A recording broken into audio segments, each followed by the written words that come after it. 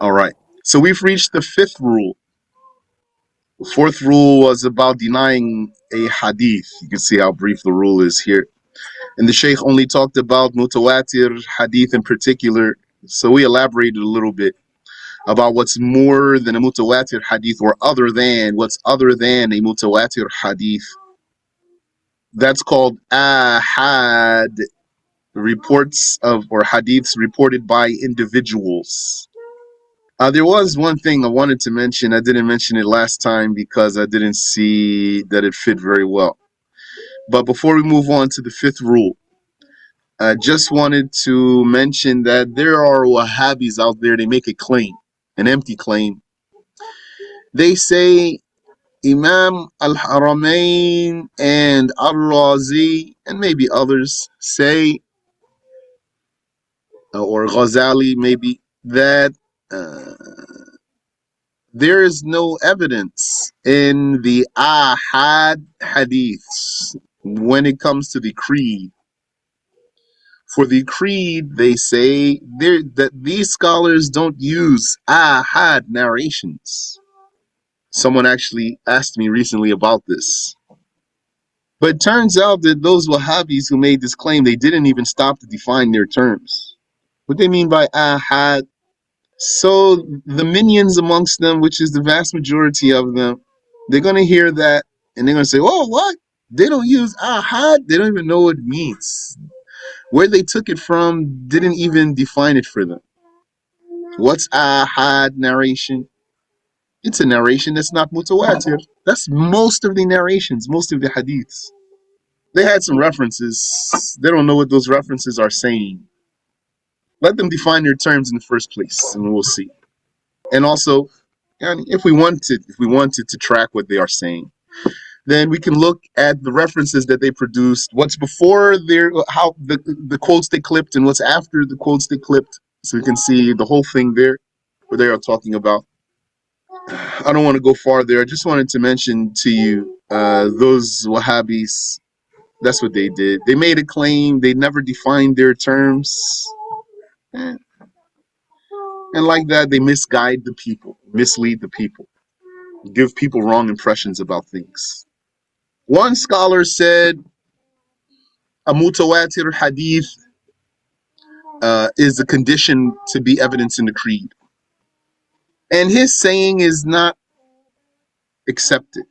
And not only did they not define what ahad means, they also did not clarify what then is the standard. According to them, if those scholars don't use ahad hadiths, what do they use? What's their standard for using a hadith? Also, they didn't clarify.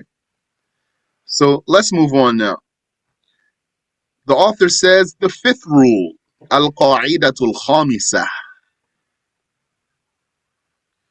This rule pertains to, or yani, amongst what is covered in this rule is addressing a lack of steadfastness in faith. That means person doesn't have constant faith. One's faith has to be unwavering, can't be shaken, doesn't get interrupted. He doesn't waver. Well, what kind of faith is that though? That's a faith based on evidence, not a faith based on feelings.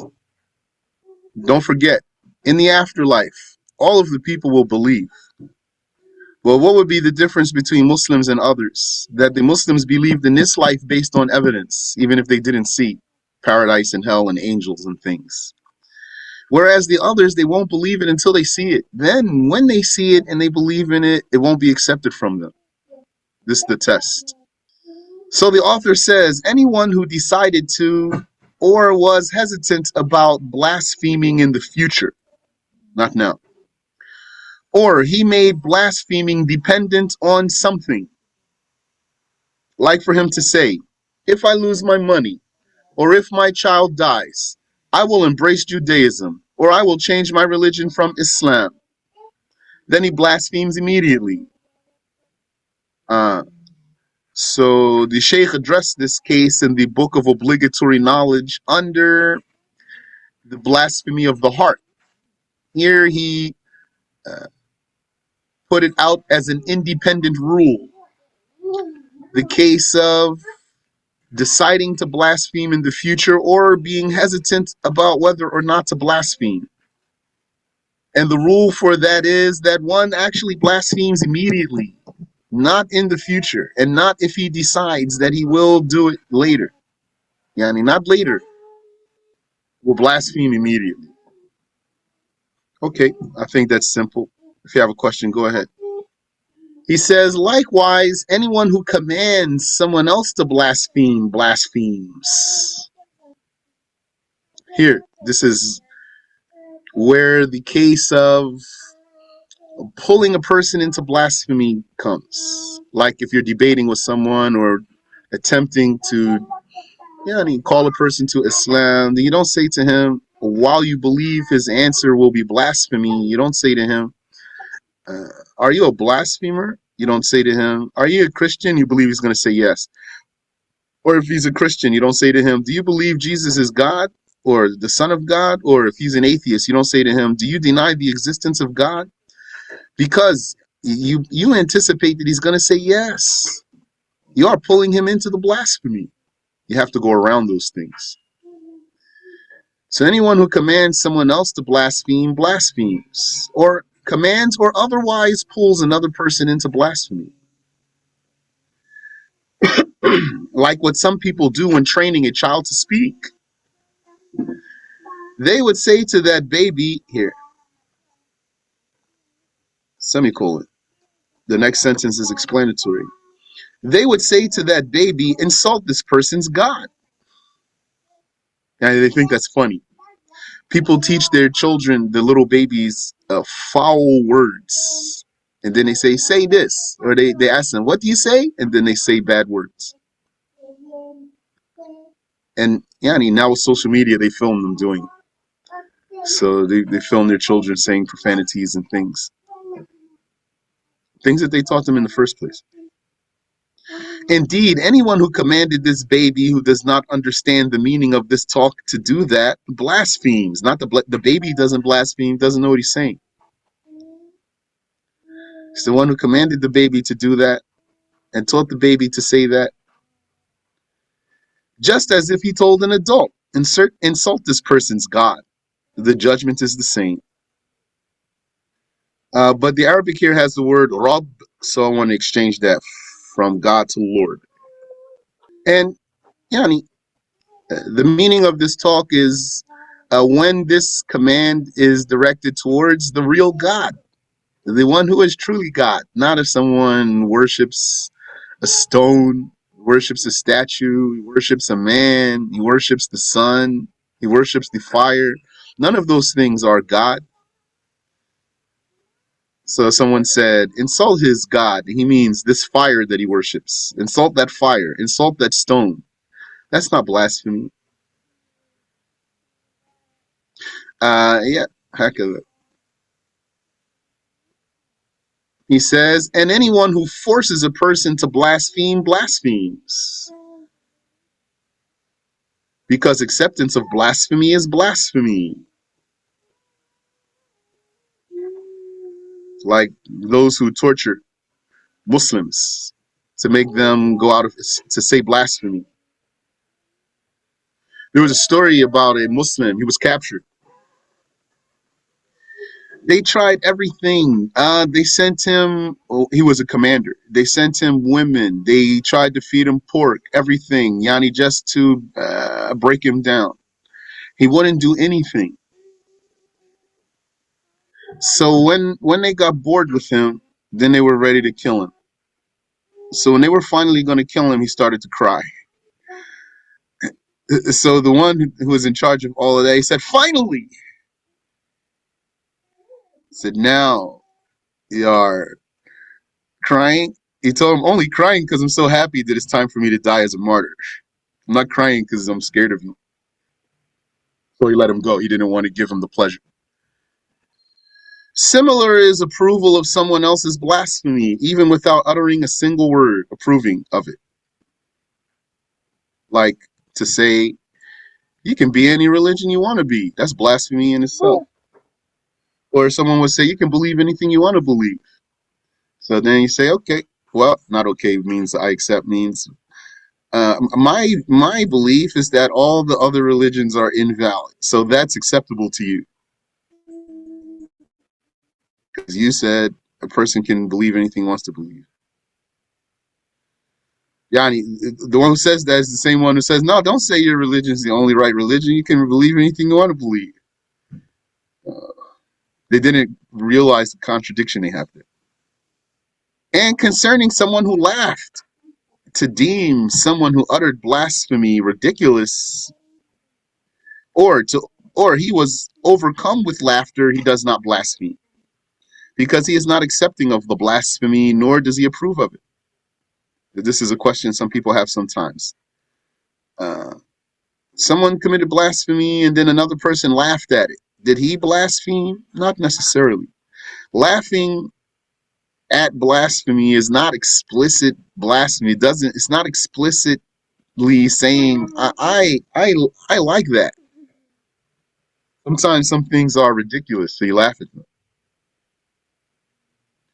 Also, a question someone has: what if someone committed blasphemy and another person shook his hand? Or someone committed blasphemy and the other person nodded his head? None of that is explicit blasphemy. None of that is explicit approval of blasphemy.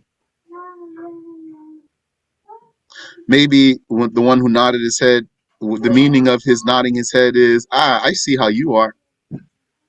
Doesn't mean saying, I approve of this. So that's not explicit. And if a disbeliever decided to embrace Islam, but he has yet to do so, that will not make him a believer. He says, I will become a Muslim. This decision in itself doesn't make him a Muslim. Not until he pronounces the two shahadas decisively and with firmness. Then he will be a Muslim. When he says, no one is God but Allah, and Muhammad is the messenger of Allah, believing in it even without witnesses. He doesn't need a single witness to be a Muslim, and he doesn't have to tell anyone he did it to be a Muslim. Allah is his witness. God is his witness. Question: does the same principle apply to good deeds? For example, if someone sincerely intends to do a good deed but has not yet done it, do they receive the reward immediately or only after performing it? So no, it's not the same for a good deed. Deciding to do a good deed now, actually, here, your question is about a good deed broadly. Our topic is about believing in particular or blaspheming.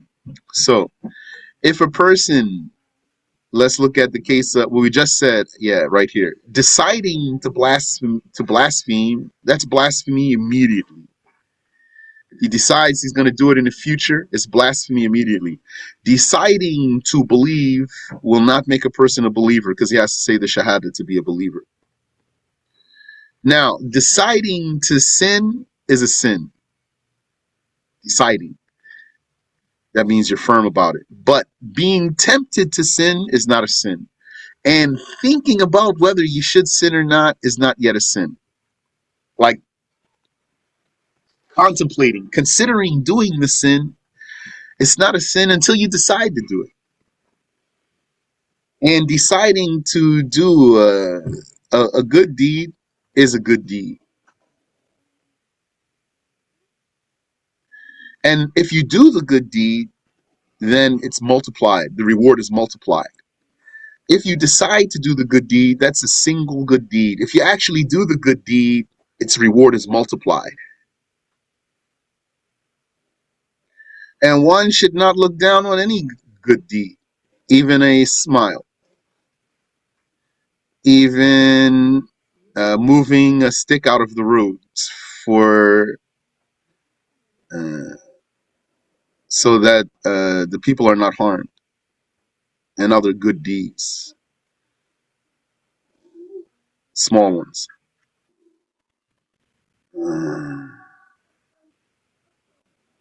Some people would see this like it's corny, like some good deeds. What? Get out of here with that stuff, man. You good doer. By the way, what's the evidence that deciding to sin is a sin? that the Prophet sallallahu alaihi wasallam said, إِذَا الْتَقَى الْمُسْلِمَانِ بِسَيْفَيْهِمَا فَالْقَاتِلُ وَالْمَقْتُولُ فِي النَّارِ. If two Muslims meet with their swords, then the killer and the killed one are both in hell. Not everlastingly, though. A Muslim doesn't stay in hell everlastingly. So then the one that heard that from the Prophet alayhi salatu wasalam, his name is Abu Bakrah. He said, هذا القاتل فما بال المقتول. Okay, the killer's case is clear, but what about the killed one? Why would he be in hell? The Prophet said, alayhi salatu wasalam, إنه كان حريصا على قتل صاحبه, because he was determined to kill the other one. So this is evidence that the one who decided to do a sin is sinful even if he doesn't do it. He didn't commit the sin. Now, if you decide to sin, that's a sin. If you commit the sin, it's only a single sin, not multiplied. So if you decide to do a good deed, that's a good deed. If you do the good deed, its reward will be multiplied. If you decide to commit a sin, that's a single sin. If you do the sin, that's a single sin. That's what the Prophet said, alayhi salatu wasalam. Okay, the sixth rule, al-qa'idatu sadisah. Doing any action only done by a disbeliever is an act of disbelief. Like throwing a Quran book in the trash. That means, well, you know that what that is. Or prostrating to an idol. Like even if you're an actor and that's part of your role. This action is blasphemy. So whoever does it commits blasphemy, prostrating to an idol. Or the sun, prostrating to the sun, or the moon, or a devil. It's blasphemy, even if a person doesn't believe in what he is doing. Because the actions, the blasphemous actions, are independent. They do not depend on believing in what you are doing. And they don't depend on talking about what you are doing. The mistake of so many people is to excuse what they say or do by saying, I didn't mean it. But you did do it, though. You said you didn't mean it in your heart, but you actually did it with your limbs. Doing it with your limbs is like meaning it. Yani, and just like meaning it without doing it is like doing it. That's how a person has to take care of himself. That's how the people will be ambushed on Resurrection Day for many, many sins that they were heedless about.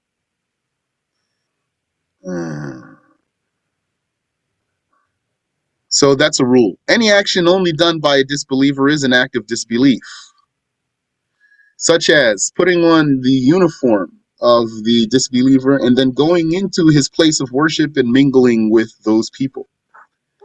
That's kufr. All three of those together. So, for example, he put on the suit with the collar, and then he went into the church and he mingled with the people. That's blasphemy. Or he put on the robe with the sash, and then he went into the Buddhist temple and he mingled with them there like that. That's blasphemy. But you know, if you saw a Muslim, someone you knew to be a Muslim, he stopped dressing like a Muslim, let's say, just wears normal clothes, if you want to say it that way, and he doesn't come around the Muslims anymore, and you don't see him pray, and let's say add to that, and he commits lots of sins too, none of that is enough to say he's not a Muslim anymore. But if someone in his ignorance thought that this means he's not a Muslim, then that ignorant one, we're not going to call him a Kafir. We're going to tell him, la, that's not kufr. Don't say that. We will teach him. The seventh rule, al-qa'idatu sabi'ah. Anyone who wishes for the legality of something while knowing it was illegal in all sacred laws blasphemes. All sacred laws, the law of Adam, the law of Noah, the law of Moses, the law of Abraham, the law of Jesus, the law of Muhammad, something that was forbidden in every sacred law. He wishes that it was lawful. like wishing for the legality of adultery, or wishing for the legality of consuming blood, or eating haram meat, maita, or pig meat. Pig meat is forbidden in all laws, all revealed laws. If you say to a Christian, why you eat pig meat? Don't you know that's forbidden in the Bible? They're going to say, no, that's the Old Testament. Jesus came with new law. He didn't come to legalize pig meat. It was not lawful in the law of Jesus. It was not lawful in the law of any prophet. Subhanallah wa bihamdihi. So, the Jews, they don't eat the pig meat. They deem it forbidden, which that's correct. But something I found interesting, that they would have some of their celebrations. I don't know what you call those different things they have, Yom Kippur or something. I don't know which ones. And they will be drinking wine in there, like just standing around with cups of wine. I'm surprised about that. I don't know if that's all of them do, but some of them do that. It's just openly meaning.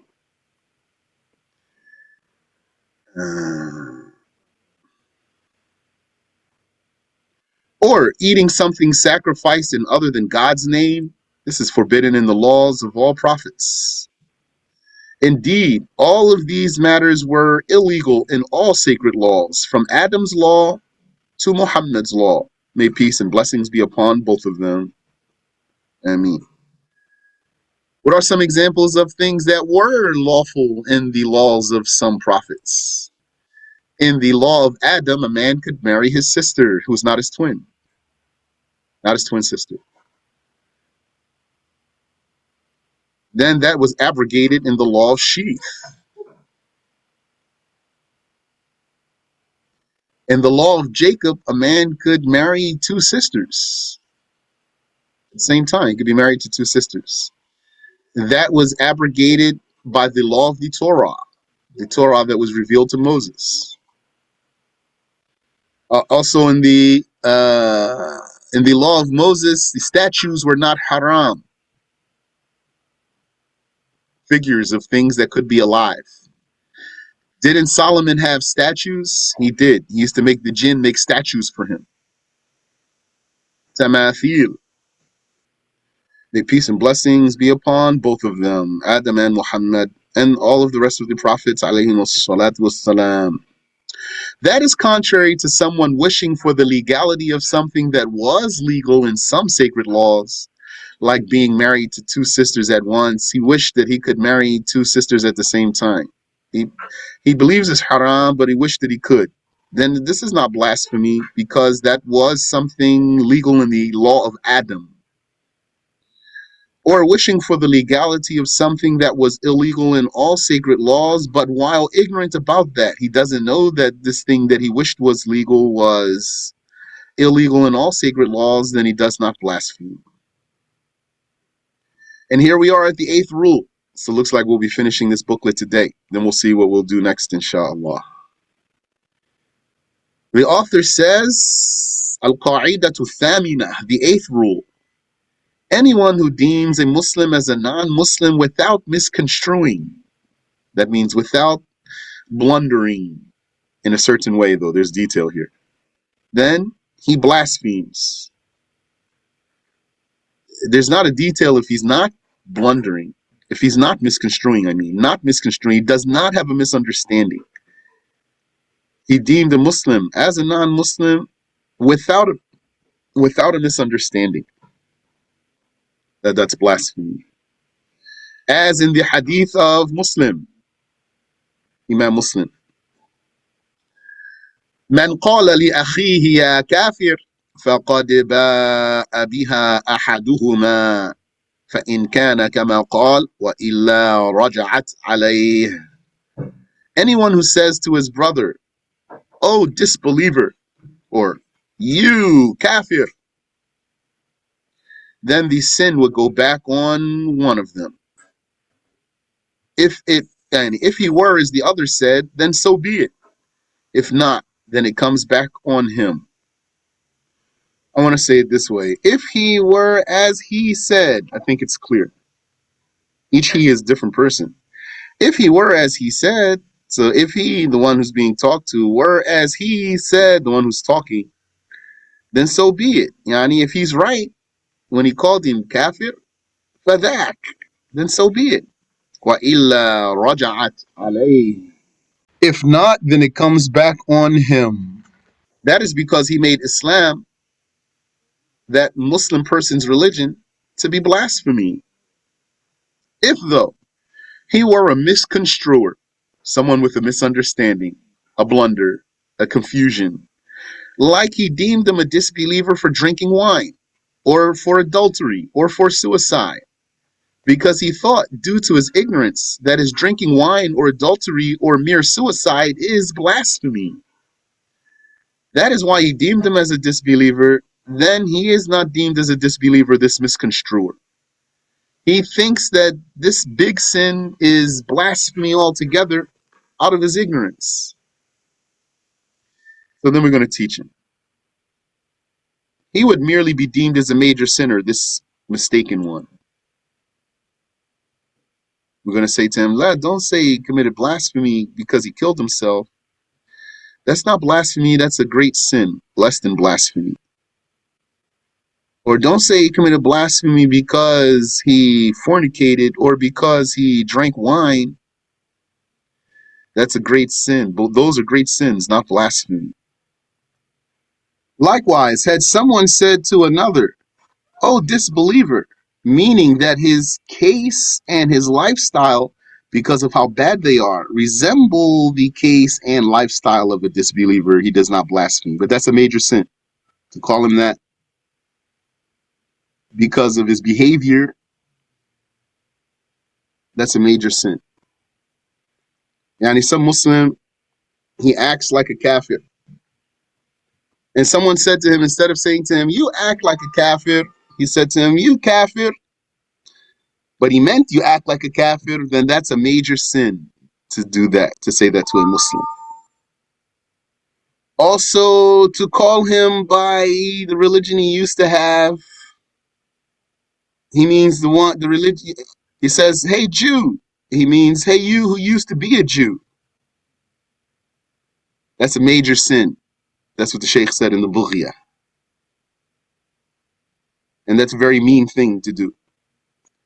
And that's like if somebody used to do something. Let's say he used to smoke crack. And he doesn't smoke crack anymore. So the other one says to him, "Hey, crackhead." So that's haram. Okay. Here, Shaykh, he has something left for us. That's the 8th rule there. So here, the Shaykh, he has an important benefit before we seal the book. So how about we stop here? And then next time we cover this important benefit, insha'Allah ta'ala, and then we'll see where we'll go from there. Wallahu alam. Any question? Yes, please, go ahead. You said, what's the judgment of someone who was born to Muslim parents in a non-Muslim country but was never taught the religion? Then he's a Muslim. As long as he doesn't commit blasphemy, he's a Muslim. I mean, Wafiq. When he reaches puberty, he's a Muslim. As long as he didn't reach puberty believing in blasphemy.